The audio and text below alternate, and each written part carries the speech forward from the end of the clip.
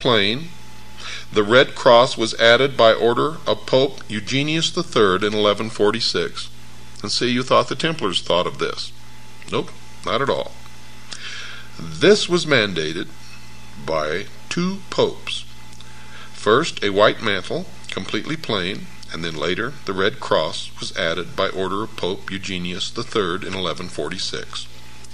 Hugh de Payens now took his delegation through France and England and collected a number of recruits. Gifts and grants were showered upon the order. Lands, rents, and arms were forthcoming from all quarters. Richard I of England was enthusiastic about them. By 1133, King Alfonso of Aragon and Navarre, who had fought the Spanish Moors in 29 battles, had willed his country to them.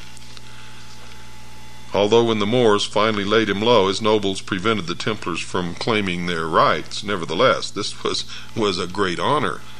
In fact, to my knowledge and to our research into history, it had never before been done. In 1129, the master, accompanied by 300 knights recruited from the noblest houses of Europe, led a huge train of pilgrims to the Holy Land.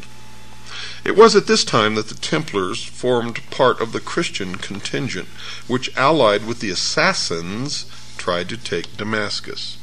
And it wasn't the first time nor the last that the Christian Knights Templar, or supposedly Christian Knights Templar, they really weren't Christian at all, were allied with the assassins. Were they, as the Orientalist von Hammer alleges, connected in some secret way with the assassins? Yes, our research shows that it is a historical fact. And it is also an historical fact that the assassins were prepared to adopt Christianity if they could gain greater power thereby. Christianity, that is, on the surface, just as the Knights Templar had done. Hammer points to the similarity of the two organizations. The followers of Hassan ibn Sabah were in contact with the Templars and had a similar method of organization. They were in existence before the Templars were formed. The Ishmaelites, the Ishmaelians, or assassins, was the original. And folks, the order of the Templars was the copy. The balance of Western opinion is against this contention, more particularly because one feels from wide reading of historians great sympathy is felt for the cruelly treated and arbitrarily disposed Templars. Thus, Kitely, who made a close study of the order, attacks those who would claim that the Templars were an assassin branch, but when you do research into the associations and memberships of Kitely, you'll find that Kitely was himself a Knight Templar. And he said, quote, "When nearly 30 years after their institution, the Pope gave them permission to wear a cross on their mantle, like the rival Hospitaller order, no color could present itself so well suited to those who daily and hourly exposed themselves to martyrdom as that of blood, in which there was so much of what was symbolical. With respect to internal organization at will, we apprehend, be always found that this is for the most part of the growth of time and the product of circumstances, and is always nearly the same where these last are similar," unquote. And you find this kind of rhetoric and semantics all through the writings of those who wish to cover the true origin and the true meaning of Mystery Babylon. The famous question of the 3,000 gold pieces paid by the Syrian branch of the assassins to the Templars is another matter, which has, of course, never been settled. One opinion holds that this money was given as a tribute to the Christians, the other that it was a secret allowance from the larger to the smaller organization, which it really was, as the assassins wished to expand their control. And remember, their original goal was to take over the entire world by the systematic infiltration and control of each individual country. Those who think that the assassins were just fanatical Muslims and therefore would not form any alliance with those who to them were infidels, should be reminded that to the followers of the old man of the mountain, only he was right, and the Saracens who were fighting the holy war for Allah against the Crusaders were as bad as anyone else who did not accept the assassin doctrine. And it is true today. Quote, "If you are not one of us, you are nothing." Unquote. Quote, "The ends justify the means." Unquote. Quote, "The strength of our order exists in the fact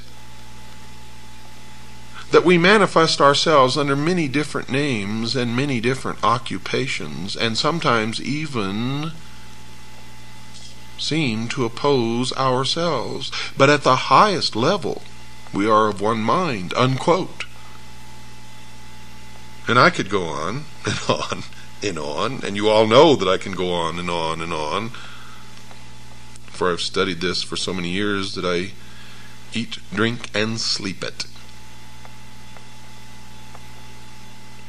Oh, yes. Well, eventually grave charges against the Templars during the Crusades included the allegation that they were fighting for themselves alone. And more than one historical incident bears this out. The Christians had besieged the town of Ascalon in 1153 and were engaged upon burning down the walls with large piles of inflammable materials. Part of the wall fell after a whole night of this burning. The Christian army was about to enter when the master of the temple, Bernard de Tremeliae, claimed the right to take the town himself. And this was because the first contingent into a conquered town had the whole spoils. As it happened, the garrison rallied and killed the Templars, closing the breach. There seemed good grounds for believing that the power which they had gained caused the Templars to devote their efforts as much as their own order's welfare as to the cause of the cross, in spite of their tremendous sacrifices for that cause. Having no loyalty to any territorial chief, they obeyed their master alone, and hence no softening political pressure could be put upon them. Well, this might well have led to an idea that they were an invisible superstate, and that is exactly the fact. But this does show some similarity with the invisible empire of the assassins. If none can deny their bravery, their high-handedness and exclusivity in less than 150 years after their founding gave them the reputation of considering themselves almost a law unto themselves. And now, dear listeners, we get into the meat. The direct connection between the historical events and the events that are happening today. Don't miss even one episode of this series. Good night, and God bless each and every one of you. Sometimes I wonder why I spend my lonely night dreaming of a song.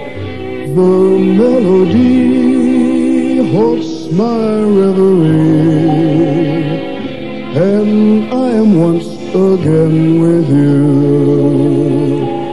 When our love was new, and each kiss an inspiration.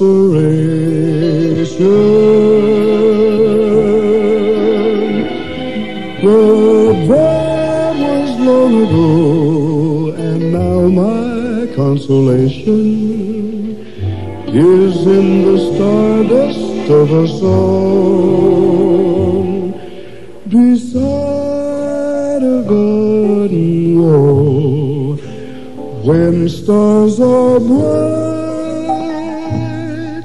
and you are in my arms, the nightingale seems to tell its fairy tale of paradise where